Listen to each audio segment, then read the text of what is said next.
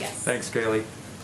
Back on the executive orders the president signed this weekend, as a candidate, Donald Trump criticized fairly sharply Barack Obama's use of executive orders and faulting him for failing to reach deals with members of Congress.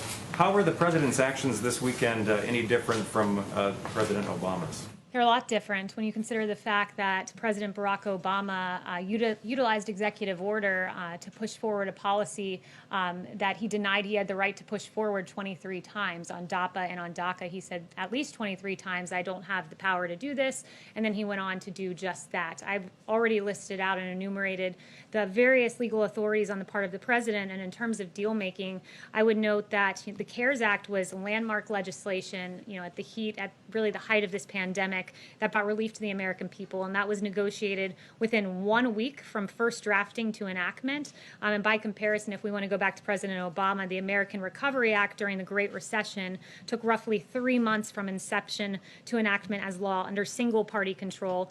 This president managed to push the CARES Act through divided government, a very big accomplishment on the part of the president. Yes. Haley, the deal that the president announced late last month with Kodak to make new drugs in the United States is apparently on hold now amid allegations of insider trading.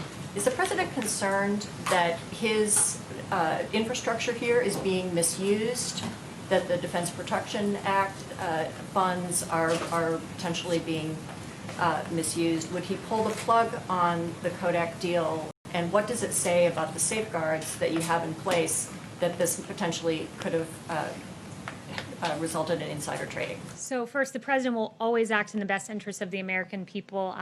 As you noted, as soon as we became aware of these allegations, the International Development Finance Corporation said that the recent allegations of wrongdoing raise serious concerns.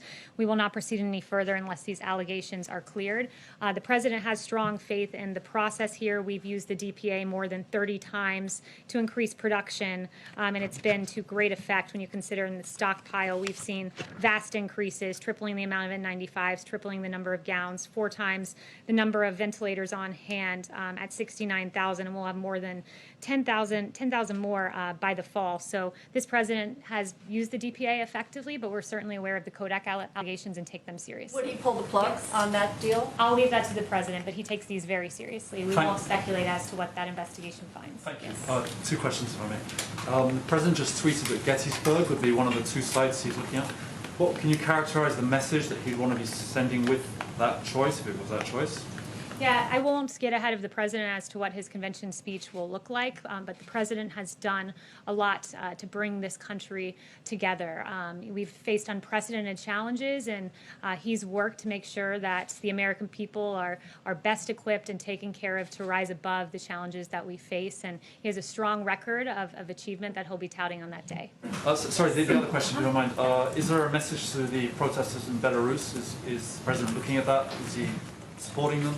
Yes, so we are looking at that, and we're deeply concerned by the Belarus presidential election.